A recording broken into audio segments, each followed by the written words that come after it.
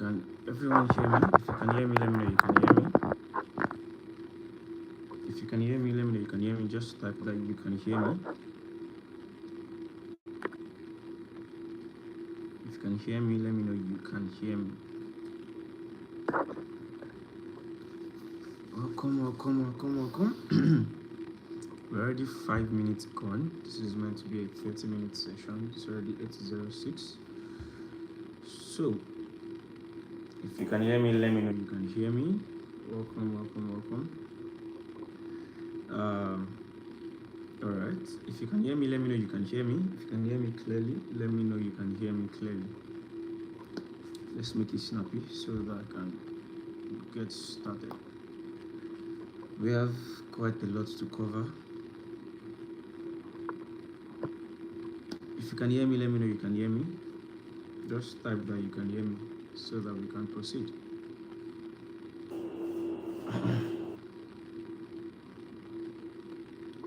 Can you hear me? I'm seeing 2 people joining. Can you hear me? Just type that you can hear me. Let me know.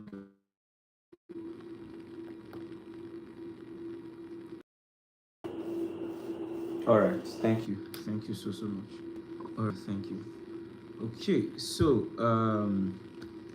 we're going to be talking about something very, very crucial. 5 principles. 5 investment principles for the 1%. Firstly, I say this all the time, but I still believe that it's still very much important. I say it almost every time. We even have a lot of people joining us day in, day out, so it's always good, at least if they have not heard it before. It's just like when you're flying. Every single time you're flying, flight attendants still have to come and demonstrate how to tighten your seatbelt, how to whatever, a lot of things like that, just for the sake of whoever will be first timer there. So Additional Circle, the mission of Additional Circle is not just to teach, right? And you would see that that's why most of the things I share is to the end that you can duplicate it, is to the end that you can do it yourself, right? So most time I'm much more concerned about telling you how to think rather than what to think. Because if I just or telling you how to do something rather than tell you what to do, because if you know the how, if you know the why, you can easily replicate it in every other thing, right? If I give you these principles now, you can replicate it in your business, you can replicate it in your whatever, even on your job, whatever it is you are doing, you can replicate it anywhere.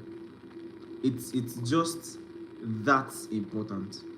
And if you are like me, who really question a lot of things, excuse me, when I look at, for example, when I look at certain businesses, I just finished watching a particular documentary a few days ago, The Black Godfather, right? And one of the things that was really interesting to me was how a man was influential in politics, influential in entertainment, influential in business. He just has this cross-sectoral influence. You can check him out, Clarence Avant. And the question is it what this guy knows, or there are certain underlying factor that does not care where you are applying them? In as much as that factor is present, it will bring results, whether it's in entertainment, is in is in food business, is in politics, is in whatever. In as much as that underlying factor is there, the result will be constant. And that was what that documentary really actually proved. And it's one thing, that's why a lot of public opinion don't appeal to me, because I just know that a lot of people are just making noise. That's the truth, right? There's something I used to say that a lot of people used to laugh, that the biggest real estate developers in Nigeria, you don't know them. I'm into real estate. I know the people that you would mention. What are the top real estate guys? You mention this person, mention this person, mention this person. The heaviest investor developers in Nigeria, you don't know them. You don't know their name. You don't even know who they look like. You don't. It's still a debate today who built Banana Island. Chief Kiniko Adeleke or this particular company. It's still a debate. It's still a debate.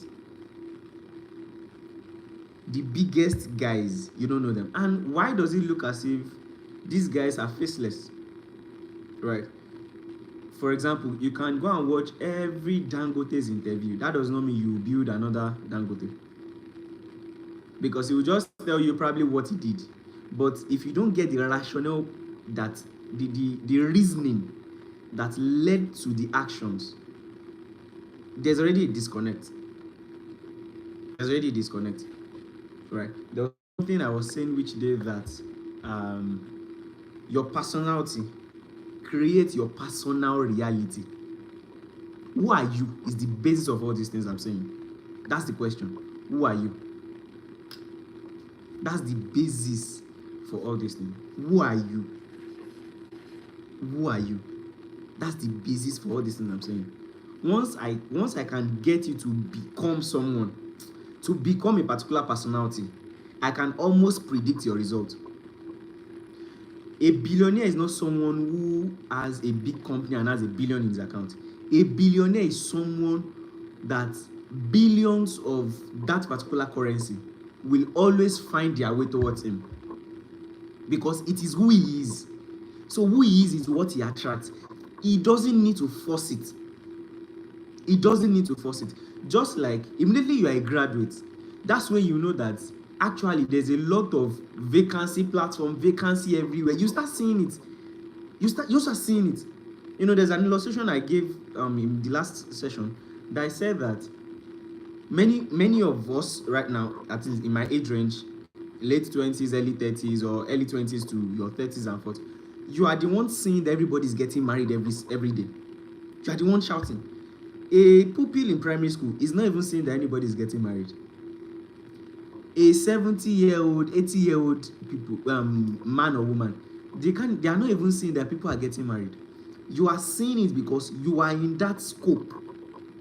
The same way, if you are not in the scope of billions, you won't see billion naira opportunities.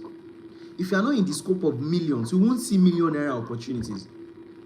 So it's actually who you are that determines the kind of opportunities you see and actually get.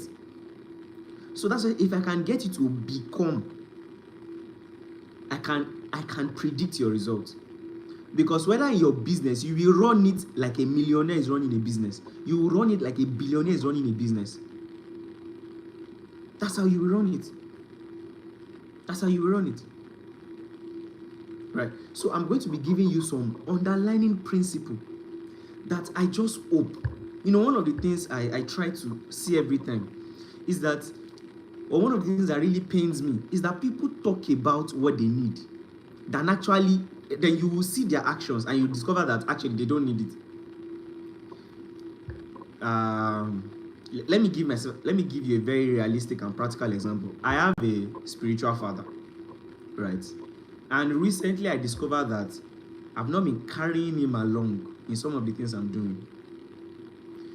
And I had to tell myself a very bitter truth. I said, even though I say it, that I value this man's contribution in everything I'm doing, subconsciously I do not. If truly subconsciously I do, I won't take any step without telling him. It was a bitter truth I had to tell myself. See, you need to be able to look within and actually be telling yourself some very uncomfortable truths. Until then, you are not ready for a change. I had to tell myself that, Adeshino, you don't value this man's contribution enough. You know, the same way you learn more with your subconscious than with your conscious mind is the same way you act more based on your subconscious than on your conscious. The same way. The same way. Right? So when you want to, you know, why am I saying all these things?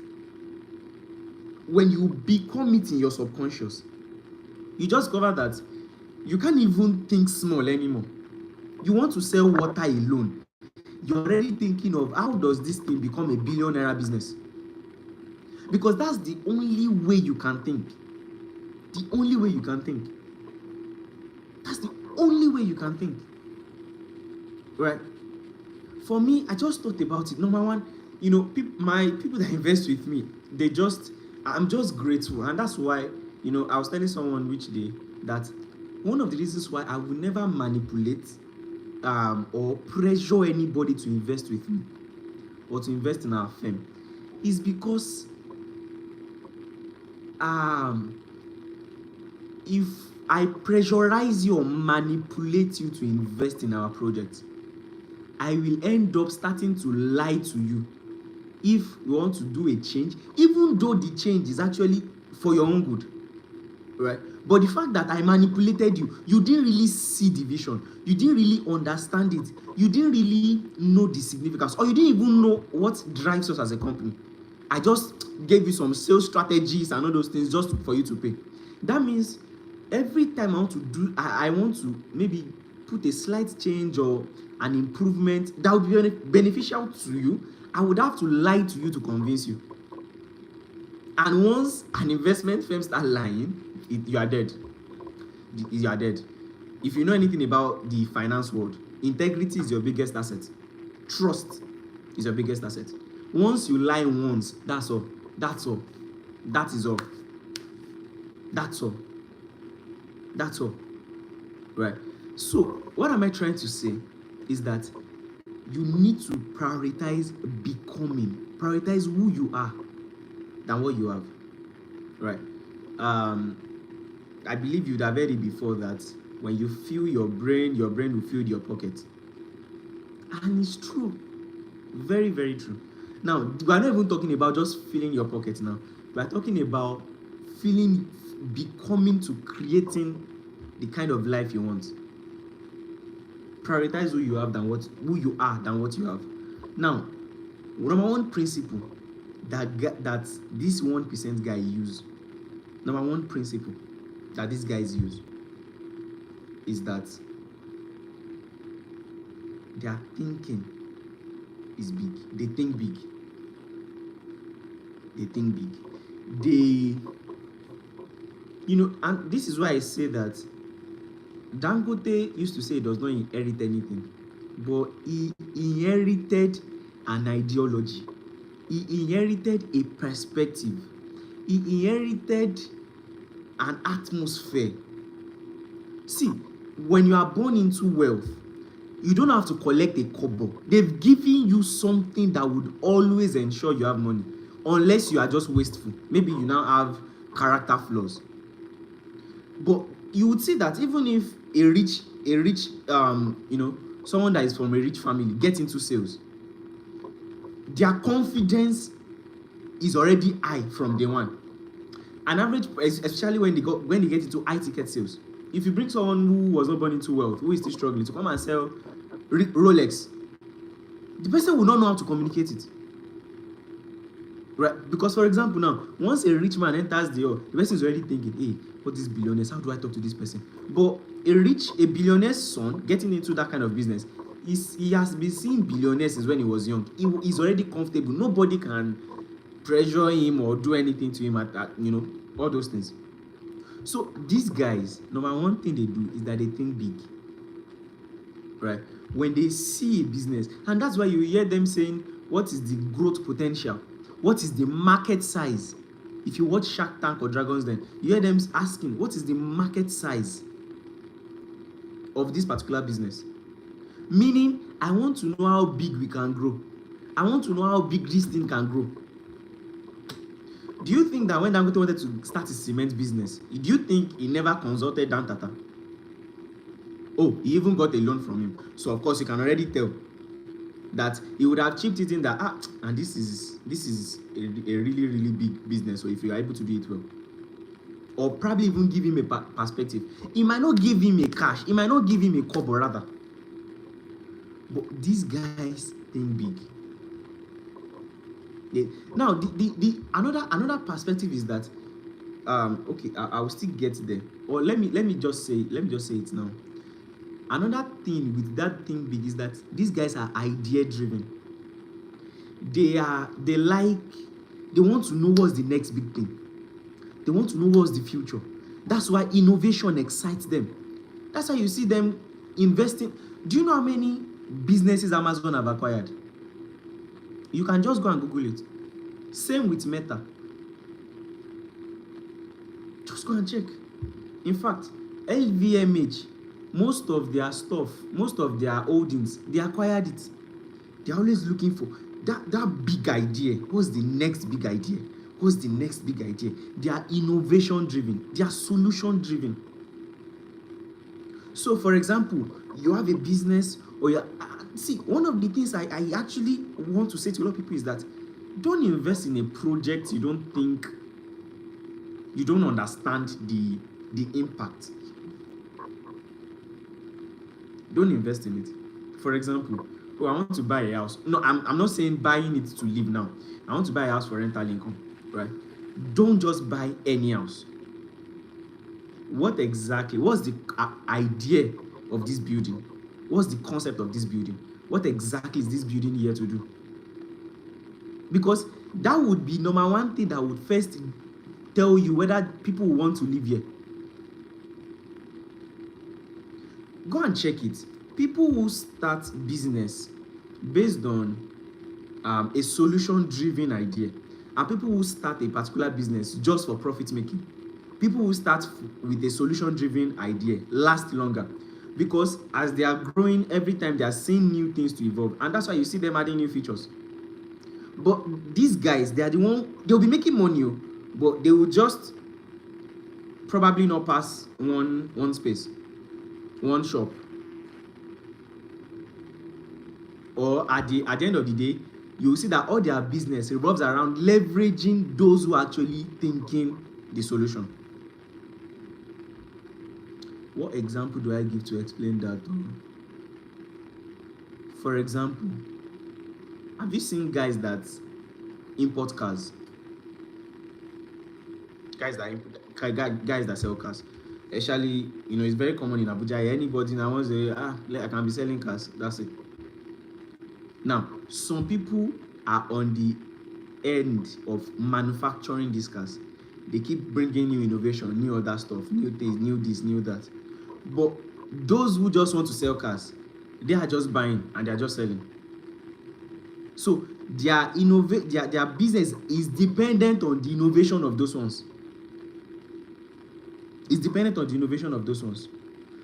I really want you to understand this, and that is why when you check the market size of car retailing and the market size of car manufacturing, then you see the difference. These guys, they are idea driven, innovation driven. Because go and check, these guys don't just throw money anywhere. They want to know, okay, what's this thing doing? How can I guarantee this thing will make money? They want to be connected to that idea. They want to understand. If they want to be able to get home and tell their wife, I just invested in this particular thing and I believe this thing is the future, is going to do this, this is the concept, they actually idea driven. Although not just idea, they both the business side also, don't get me wrong. They are not guys that will give you money to finance an idea that they are not sure of the business size. Of course not.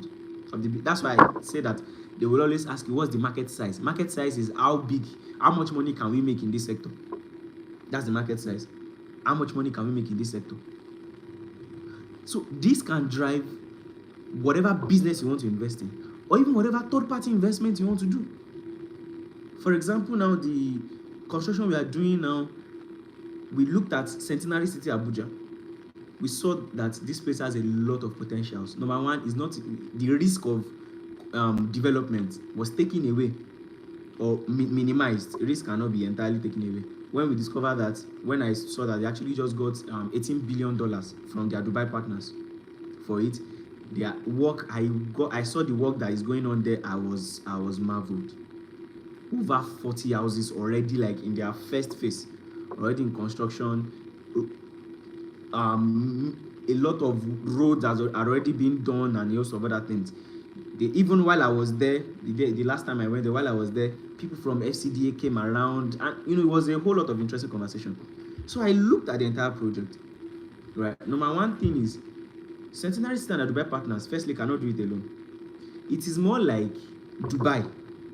Now, a lot of people, when you look at Dubai, you praise the Dubai government, but you do not realize that Burj Khalifa was built by Emma. Burj Al Arab was built by another real estate developer. Benghazi, another person. Dubai Mall, Emma. Dubai Creek Harbor, another person. Shinona Residence. When you look at, even though they have the master plan that was beautiful, they need individual partners to now be bringing their ideas to actually come and be building it to make the Dubai dream. So I looked at it and I'm like, okay, this is it. So number one, I looked at what they have currently as announced. It is just luxury residences, 4-bedroom detached. That place, it's already about 75% done. They are handing over by June already. I saw their timeline and all those things. They are handing over by June. Everything's already done. They just left some inside for those who want to furnish to their taste. And I'm like, okay, hold on. This place has this infrastructure and all these things there. But everything that they are currently building is luxury. Young professionals, makeup, and even increasing. Why are they not seeing this? Since I can see it, that's what we are doing. So we just, okay, and that's what bettered the talent residence. Right, 2-bedroom apartment, 50 units apartment, for not for people. Now the project itself is for people who want to come and rent, but on the backside of those of us who can see the gap and see the opportunity, is now an investment opportunity for us. Okay, I acquire a unit, I acquire 2 units, I acquire 5 units. Now I'm not just acquiring because I'll make money. I'm acquiring first because, wow, the idea. Young professionals who want to live in this area, but they will not be able to afford the luxury 4-bedroom detached, 6-bedroom detached, but they can easily rent an apartment. Just like a lot of millionaires in Nigeria, when they go to Dubai and they are living in Burj Al Arab, not everybody can even afford to stay in Burj Al Arab.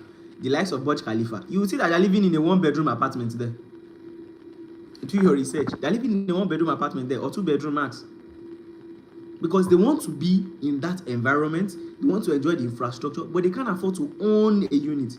But can I get an apartment that is quite cheap that I can rent? Yes. That's the market. That's the idea. That's the idea. That's the idea. So you need to ask yourself, in what I'm doing, what's that idea that is driving me? What's that solution-driven innovation that is driving me? Because that would always be, number one, what will keep you to continue to think more, think ahead. That's what will keep you leading. That's what will keep you leading, right? And then number 2 was already 8:30. Number 2, the first mover advantage. First mover advantage. They want to be first guys to be there, and that's why you see that most of these first guys are the one who own the majority shares. If you watch Shark Tank, you know what I'm talking about. Someone will bring a business and then they will tell you, I'll give you some amount of money for 75% of your business, 50% of your business, 30% of your business. Go and check that business in 5 years. It's already, a multi-billion business. Although some of the business you can fail, we'll get there. We'll get to risk and reward. And that is why, see, you won't be able to take the risk if you don't really connect with the idea. That's why you see, you hear them say, I just put this amount of money, I invested this amount of money in this business and all those things. They get the idea, they like it, they believe in the idea. But then market forces are also still out of your control. Out of your control. They're still out of your control.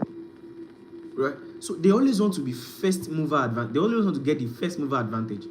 So, and this would only come when you're actually solution driven. Because that's what will keep you thinking ahead. Thinking ahead. There was a guy that someone was trying a few months ago. Someone was telling me, do you know I know this guy? In fact, he's a mentee. Should I connect you guys? I said no. Why? I said, number one, I don't like connecting with people when it's not from a position of strength. So you connecting with me, please introduce my boy to him. I've connected. No. I don't like connecting people like that. I would rather even pay for a program, pay for your program than connecting with you like that. Do you know that few months after I said no, he was the one who saw my content online, followed me, sent me a DM. And I can count a lot of people like that I used to think, but I've always known that I have like this thing, because most time when I'm looking at all this, I'm like, I've always known that I have substance. Even when, that's why if you go to the Addition on Instagram, go and watch my old videos, you will see that my audacity, even from when I was broke till now, is still the same.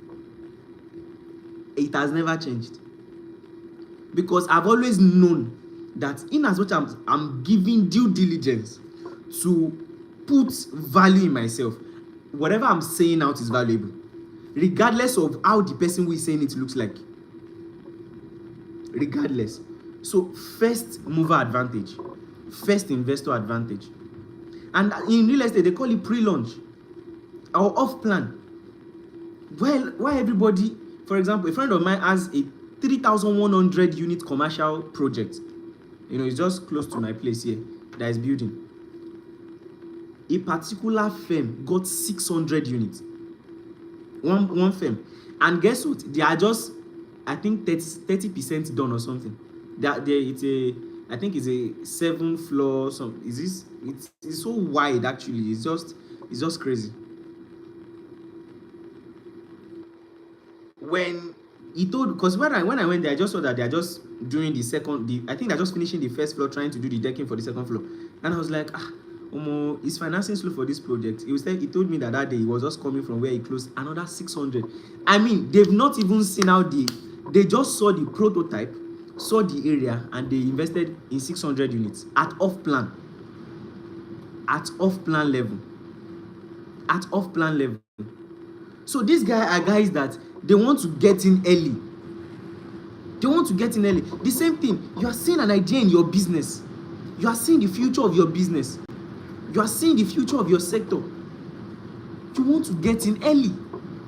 Having weighed the pros and cons, you want to first mover advantage is real. Why do you think it's so hard for any company to beat Uber and Bolt? InDrive is currently competing on pricing level. It's charging low for people and also charging low commission for drivers. First mover advantage is very strong.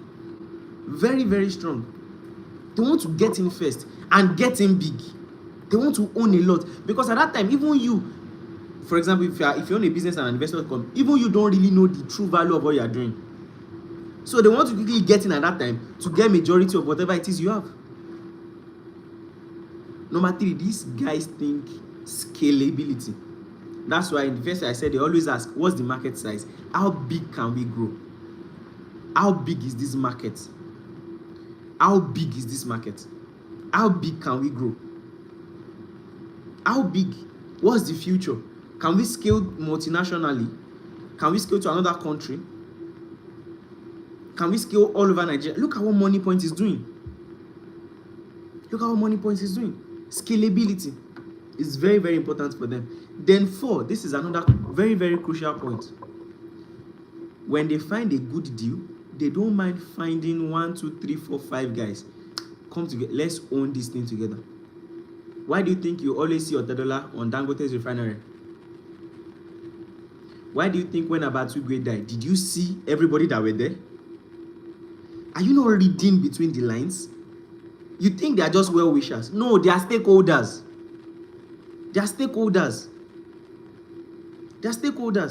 These guys don't own everything. They find people, you own. Let's get in this thing together. I've talked about the fact that when you have higher capital, you have higher negotiating power also. Right? It's one of the things I'm really, really hoping you'll be able to achieve with additional assets. Right? I understand a lot of people don't even have people they can easily talk to and partner together on a project. But when we have someone who we've spoken to, we know that this person is another person, we can easily merge them together on the back end here and actually get them to take advantage of a deal. Stop finding cheap stuffs. find something valuable, and find out to partner with other people to acquire it. You lose out on a lot of opportunities because you can't afford it. You lose out. You lose out on a lot of opportunity because you can't afford it. Because you afford it. I remember when I spoke to a friend of mine that okay, we were four. We were four then. We just came together and said, okay, let's buy this amount of Bitcoin. I couldn't afford. How much did I have then? How much did? But by the time we put what we had together, it was something tangible. It was something tangible. Partnership is real. It's real. Let's invest together. Let's do business. Deal making is something you must learn. How to make deals. How to make offers. This is something I'm looking at. This is the pros, this is the cons. This is one thing I believe we can do for us. What do you know? Can you put in this amount of money less? Is that not what I'm telling you guys to do? Simply additional circle is that, I communicate the reasoning behind whatever it is I'm doing so that you can replicate the same. And I tell you, this is the deal I'm looking into. How much do you have? Let's get it together. Someone is currently flying in from what's it called? Port Harcourt now. One of my old friends I didn't even know, but we've always talked. Our talent residency is investing about 200 million there. Partnership. You cannot take it for granted. Partnership. You don't know. You honestly do not know. Honestly do not know.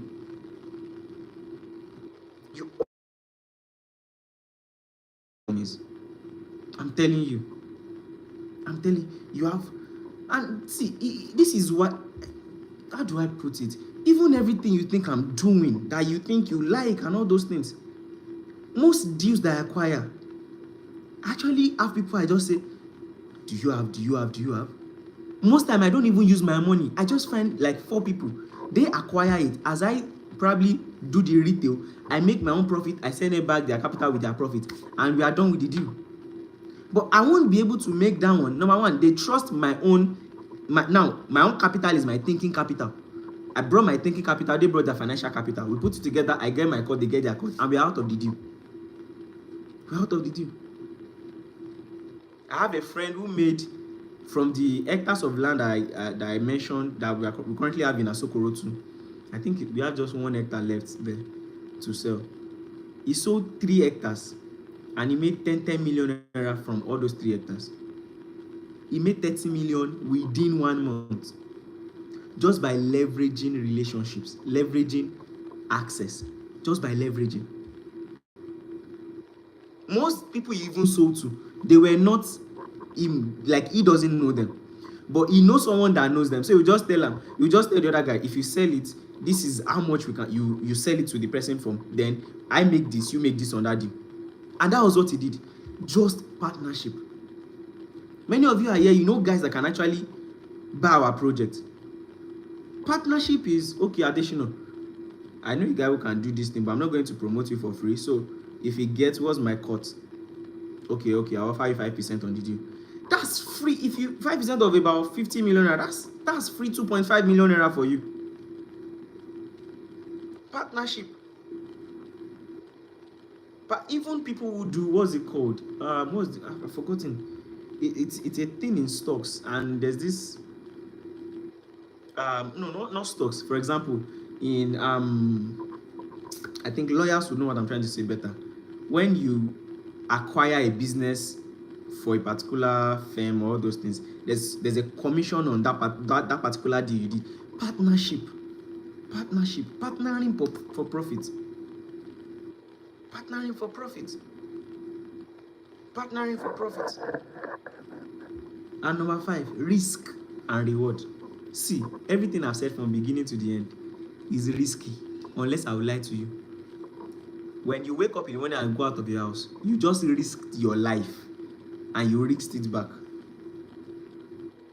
Is that not why you read Psalm 91 if you're a Christian? It's risk. When I go to Centenary City and I tell them I empty my account to acquire the land and all those things, what if nobody buys? No.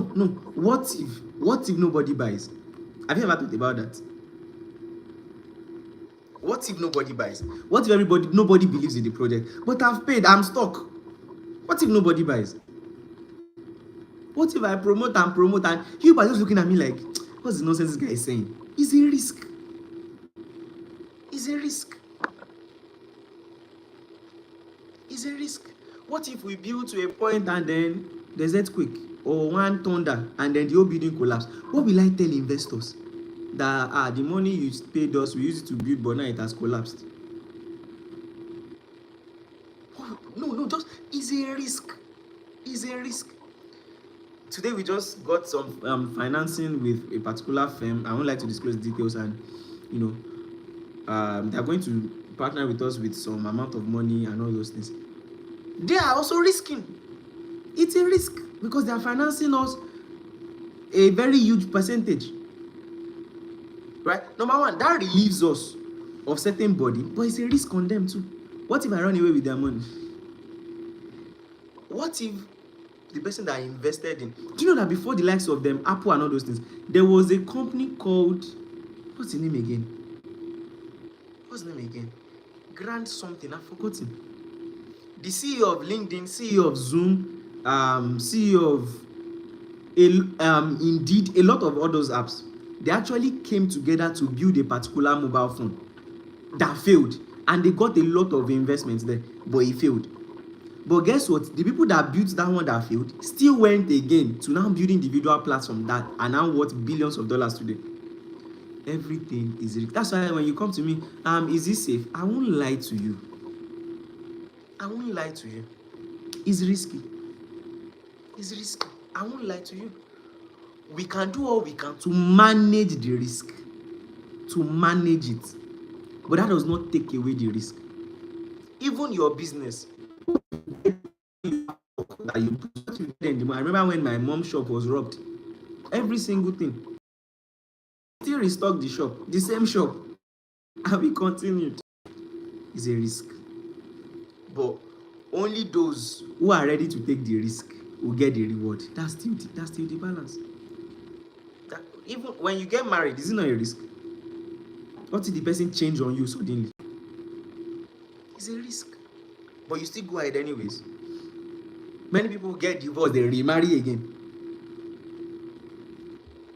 because that is life. If you can't take the risk, you can't get the reward. That's just how it is. You can, however, don't take risks foolishly. Ask questions. One of the ways we are even mitigating our own risk is that, number one, we don't want any contractor. So we would rather use Centenary City, who has standard, because in the future we are also hoping to build something of that scale. So this is even like internship for us. Right? Another advantage you have is that currently the cheapest there. So you don't have money to buy their project. You have a cheap alternative. Simple. It's just leverage. But then one of the way we've mitigated our risk is that, number one, we are using their construction team. The heads of their construction team, they are all foreigners. Guys with years of experience. They are the one who give us the BOQ, everything. So that one, we can go and sleep. So even the financing we got is not coming to additional assets. It's going direct to the construction guys. So they are the one that will now be giving us support just for transparency and ease. That's where we are mitigating risk. So there's no way we'll put the money for project A to go and be financing project B, or money for project B to go and financing project C. And that's how we even do our stuff. One project per time. We don't rush. We are not rushing. When you do one outstanding project, it will sell whatever number of projects you want to launch afterwards. And that's why we are patient. We are not in a rush. We will take our time to make sure we find that perfect, that one that we can now say, yes, we did this. We've been on this thing for, we are just a year into the business, like as a company, rather. I've been doing real estate before then. So no rush. And I'm telling you, in the next 1 year, people won't believe. People will not believe that would be our second year in business. It will be like a decade. Just with completing this 50 units. Just by completing that 50 unit alone. Because it's a portfolio of portfolios. It's a portfolio but it's a risk. It's a risk also. So when you understand this underlying principle, you'll be able to, number one, be idea driven, be solution driven. Number two, you want to get there first and own majority. You are not thinking small. You're not thinking small. You're starting with a unit. Your goal should be, how can I get 10 units of this thing? How can I get 5 units of this thing? Why should I have a plot when I can have an acre? Right? In fact, one of the things, if you notice, we've not posted anything about land in a while, because I just told myself that, honestly speaking, unless you want to buy land to build there, if you want to do land banking, minimum you should do is 1 hectare. Minimum. Go and find where you can do 1 hectare. That's minimum. That's the real land banking. Unless you want to buy land and flip, or and that's still trinkles. That money you want to use to buy a land that you can flip into, why don't you use it as a deposit to buy a unit? Actually own a unit and start making rental cash flow, and you have a cash flowing asset. That's just how I think. That's how I think, because it is well. 3, scaling. How big can this thing grow? How big can my portfolio grow? How big can my business grow? Okay, I have 1 unit now. When can it become 100 units? When can it become 100 units? Who can I partner to fast track whatever I'm doing? You already are our partners. You're already additional partners. Okay, this how can I leverage additional to actually own a unit? Okay, you know what? I can't really, but I have someone that can buy.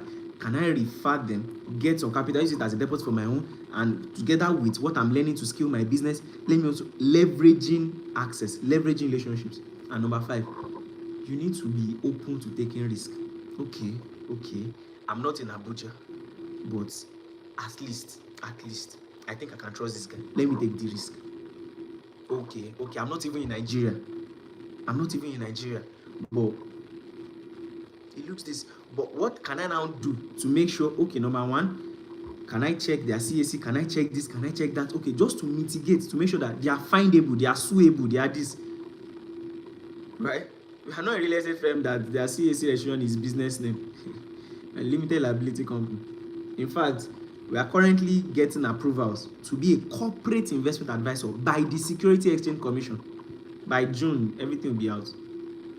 By the Security Exchange Commission. So you will see it boldly on our page. Licensed by the SEC. To be done by June. So at least that's another layer. Because now, we now know. Now, let me tell you, what we did is not just for our own ego massage. Because we just put ourselves in trouble. Why? Every single transaction is going to be reviewed by the SEC. Every single transaction. That's a way to mitigate risk for you. That's it. We can't do anything with that. SEC cannot comfort anyhow, because SEC is putting their stamp that we know them, we trust them. So every project, they are reviewing the BOQ, they are reviewing the whatever price, they are reviewing the construction timeline. They are reviewing it. You can't say you make extra money, you want to put it there. What's your own profit margin? Okay, this is your own. This every single thing. We have to do our tax clearance recently, and we have to audit everything. You see, these are just to mitigate, but at the same time, we as a company also, maybe after we do the SEC finish, then clients just say, you know what, I don't even want to invest with this guy again. It's risky, but you still have to go after it. For example, we are currently going to Ghana to do we've been getting a lot of feedback, come to Ghana. We are hoping that when we go, we'll get some investors. But we can go and not get investors. It is still risk. It is risk. That means we've wasted money. But we can also go and get investors. You see? But how will you even get when you don't take the risk? So you have to be open to risk. I once said Elon said stability before scalability. Of course. I didn't say you are going after scalability from day one. What's the potential for scalability? That's what I'm saying. Before you are like, okay, what's the potential? Is there room for it? There are businesses that there are no room to scale. You can't scale it beyond the where it is. So what's the potential to scale it? Okay, there is the opportunity there. There's the potential. That's what we are saying. Alright, guys. So this is where we wrap up tonight. If you have any question, drop it on the group so I can answer it on the group, and it can be for the common good of all. Thank you so much for joining. I will share the link to this recorded session on the group so that we can all rewatch and rewatch and rewatch. Have an amazing evening, everybody. Bye.